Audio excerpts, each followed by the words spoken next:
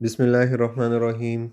Dear students, welcome back to my YouTube channel with another MTQ on standard costing. Standard costing is the most important area of paper F2, FMA or MA. तो start करते हैं. Let's start with our question. First is background. FCO manufacture a single product and operates a standard costing system. The standard direct cost per unit of the product are 2.5 kg at 14.2 per kg and direct labor zero point 0.6 hours at 12.5 per hour, and these are actual results: 6400 of production, 4060 labor hours worked at a total cost of 47096. Direct material variances were given. Price variance was 2680 favorable and usage variance 10650 adverse. There was no opening or closing inventory of direct material or finished goods in period 6. So task 1, what was the direct labor efficiency variance in period 6? हमने पढ़ा है actual hours worked minus standard hours for actual production into standard rate. Standard rate 12.5 is 12.5.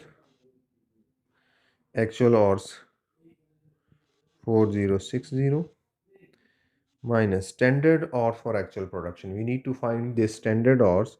Standard is 0 0.6 per unit. How many units we have produced? We have produced 6400. So when we multiply this 6400 with 0 0.6, we will get 3840, which means standard allowed time was 3840 and we worked for 4060. हमने 220 और ज़्यादा काम किया. तो ये adverse variance आ गया. पहली बात तो हमें पता चल गया कि एडवर्स है. कितना एडवर्स है? 220 और एडवर्स काम किया है multiply by 12.5. 220 multiplied by 12.5. It's 2750 adverse. उम्मीद है ये आपको समझ आ गया होगा. बिल्कुल सिंपल. और देखें कितनी जल्दी से हमने ये 2 मार्क्स गेन कर लिए. नेक्स्ट चलते हैं जी टास्क 2 की तरफ for 4 marks, 2 marks each. Total actual direct material usages in KG and total actual direct material cost in dollars. चलें इसको देखते हैं.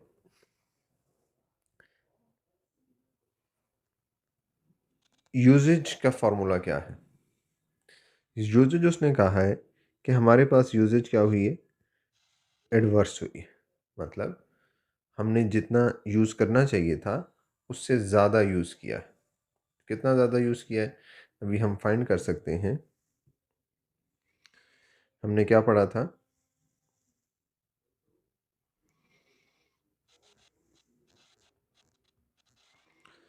Actual quantity used minus standard quantity for actual production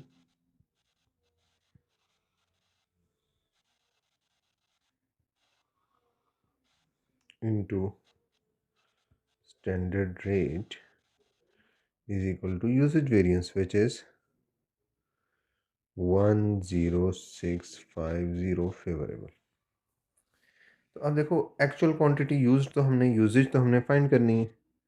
standard quantity for actual production कितनी थी? 6400. और अगर हम देखें कितने केजीज लगने चाहिए थे? हर हर यूनिट पे 2.5 केजी लगना चाहिए था. तो 6400 मल्टीप्लाई बाय 2.5. इसका मतलब 16,000 केजीज लगने चाहिए थे। ये एक्स हमें नहीं पता एक्चुअल क्वांटिटी कितनी है, बट हमें ये पता है स्टैंडर्ड रेट क्या है। स्टैंडर्ड रेट पर केजी है 14.2। सो देखें ये जहाँ पे मल्टीप्लाई हो रहा है इधर आके क्या हो जाएगा, डिवाइड। 10,650 जो वेरिएंस था divided by 14.2, so X minus 16,000 is equal to this value. अब देखें जब 16,000 को मैं डिवाइड करूँगा 14.2 से, नहीं 10650 को जब डिवाइड करूँगा 14.2 से तो मेरे पास कितना आ जाएगा, 750। तो ये जो वेरिएंस है ये इसका मतलब 750 केजीज क्या हुए, 750 केजीज एडवर्स हुए। तो स्टैंडर्ड के मुताबिक हमें 16,000 केजीज इस्तेमाल करने थे, बट हमारे 750 एडवर्स हुए हैं, which means we have use 16,750 KGs. Just हमने क्या किया, हमने फार्मूला में पुट किया, हमने क्या कहा, actual quantity used, we have to find this X. Standard quantity for actual production हमने फाइंड कर ली, actual production 6400 multiply by direct material 2.5 per unit, तो 16,000 आ गया। स्टैंडर्ड रेट था 14.2, तो जो हमारा टोटल वेरिएंस है वो है 10,650 का, डिवाइडेड बाय 14.2। तो इसका मतलब हमारा अगर यही फेवरेबल होता तो हम 16,000 में से माइनस कर लेते, हमारा कम यूनिट्स यूज़ हुए थे, कम केजीज इस्तेमाल हुए थे। तो ये क्या है, एडवर्स है। तो एडवर्स है तो दैट्स वाई हमने इसे क्या कर लिया, ऐड कर लिया कि हमारी क्वांटिटी जो हमारा प्लान था 16,000 का उससे 750 की क्वांटिटी ज़्यादा लगी है। उम्मीद है ये आपको समझ आ गई होगी। टास्क 2 में क्या कहते हैं, total actual direct material cost in dollar. इसको मैं थोड़ा सा स्पेस बना दूँ आप लोगों के लिए।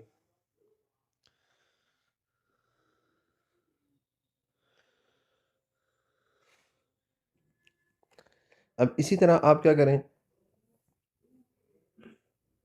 प्राइस वेरिएंस या मटेरियल कॉस्ट वेरिएंस का फार्मूला लिख लें। फार्मूला क्या है, actual price minus standard price into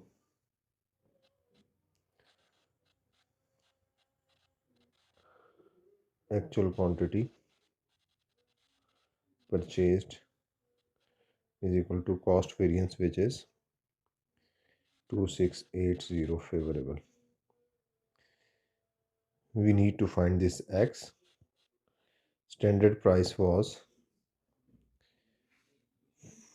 for direct material 14.2. This is 14.2.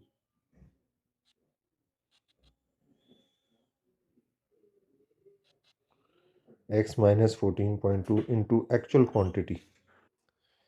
Last part में हमने निकाला था एक्चुअल जो हमने क्वांटिटी, क्योंकि नो ओपनिंग नो क्लोजिंग थी, जो हमने यूज़ किया वही हमने ख़रीदी भी होगी, वो हमारे पास थी 16,000 16,750। 16,000 स्टैंडर्ड था, 750 हमारी एक्स्ट्रा लगी थी। तो अब देखो ये इधर मल्टीप्लाई हो रहा है एक्चुअल क्वांटिटी, तो इधर आके दूसरी साइड पे क्या हो जाएगी, डिवाइड हो जाएगी। तो अब हमें यहाँ से आंसर मिल जाएगा, वो क्या है मैं फाइंड कर लेता हूँ। 2680 डिवाइडेड बाई 16750, इट्स 0.16। तो अब देखें यहाँ से समझें, प्राइस क्या थी, प्राइस वेरिएंस क्या है, फेवरेबल। स्टैंडर्ड क्या था, 14.2। फेवरेबल का मतलब क्या है कि ये जो हमारी प्राइस थी इससे इतनी प्राइस कम लगी है, तो फिर वो कितनी प्राइस लगी होगी, 14.2 माइनस 0.16। इसका मतलब है हमारी प्राइस पर केजी कितनी होगी, 14.04। We have purchased 16,750 units, multiply by 16,750 units, तो हमारे पास आ गया 235,170। हम देख भी सकते हैं कि अगर हम स्टैंडर्ड के मुताबिक देखते तो स्टैंडर्ड के मुताबिक हमारी कॉस्ट कितनी लगनी चाहिए थी, इसको इससे मल्टीप्लाई करें और अब हमारी कॉस्ट उससे कम लग रही है। कितनी कम लग रही है? 2680 कम कॉस्ट लग रही है। तो हमने क्या किया, हमने जस्ट फार्मूला को यूज़ किया। एक्चुअल प्राइस हमें नहीं गिवन थी, बट हमें ये पता था कि फेवरेबल है, मतलब इस स्टैंडर्ड से जो हमारा रेट है वो कम है। वो कितना कम है? वो 0.16 कम है। तो हमने अपना रेट निकाला 14.04, और जो क्वांटिटी परचेज़ की थी 16,750, उससे मल्टीप्लाई किया तो हमें हमारी डायरेक्ट मटेरियल कॉस्ट पता चल गई। उम्मीद है कि ये आपको समझ आ गई होगी। Next, task 3. Which two of the following could explain the direct material usage variance in period 6? Incorrect machine setting. Yes. अगर मशीन की सेटिंग ठीक नहीं होगी तो यूजेज वेरिएंस क्या होगा? एडवर्स होगा, क्योंकि यहाँ पे भी आप देखें यूजेज वेरिएंस क्या आ रहा है? एडवर्स आ रहा है। तो ये रीज़न हो सकती है, बिल्कुल हो सकती है। Better quality material than standard. If quality of material is better than standard, तो यूसेज वेरिएंस एडवर्स नहीं फेवरेबल आएगा। तो ये बात तो बिल्कुल नहीं हो सकती, ये उसके बिल्कुल ऑपोजिट कह रहा है। अकरेंस ऑफ आइडल टाइम की वजह से यूजेज पे, मटेरियल यूजेज पे कोई फ़र्क नहीं पड़ेगा, हाँ लेबर एफिशिएंसी पे ज़रूर फ़र्क पड़ेगा। तो अब लास्ट ऑप्शन ही होना चाहिए, बट हम ये पढ़ लेते हैं क्यों होगा। कहते हैं use of greater proportion of unskilled worker in the direct labour mix. कहते हैं आपने ज़्यादा इस दफ़ा क्या लिए हैं? अनस्किल्ड वर्कर्स को यूज़ किया। जब अनस्किल्ड वर्कर ज़्यादा हो जाएंगे तो फिर हमारा मटेरियल यूजेज की एडवर्स शिकायत भी ज़्यादा हो जाएंगी।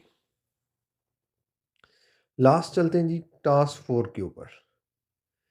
कहते हैं which of the following variances could occur in standard marginal costing और स्टैंडर्ड अब्जॉर्प्शन कॉस्टिंग और बोथ। तो याद रखें, फिक्स ओवरहेड का एक्सपेंडिचर वेरिएंस दोनों में आता है और कैपेसिटी वेरिएंस सिर्फ और सिर्फ अब्जॉर्प्शन में आता है, मार्जिनल में नहीं आता। अगर मैं आपके लिए यहाँ पे समरी बना दूँ, fix overhead variances marginal and absorption.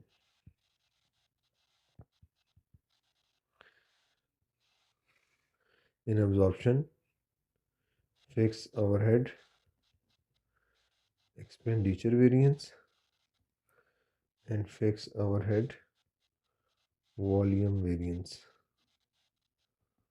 और यहाँ पे सिर्फ और सिर्फ fix overhead expenditure variance. Volume को फिर हम स्प्लिट कर सकते हैं कैपेसिटी एंड एफिशिएंसी में। देखो, एक्सपेंडिचर इन बोथ और वॉल्यूम या कैपेसिटी या एफिशिएंसी सिर्फ और सिर्फ अब्जॉर्प्शन के अंदर। तो 2 मार्क्स का ये भी हमारा टास्क 4 था। तो आपने देखा कि एग्जामिनर ने इस क्वेश्चन को किस तरह से हमसे पूछा।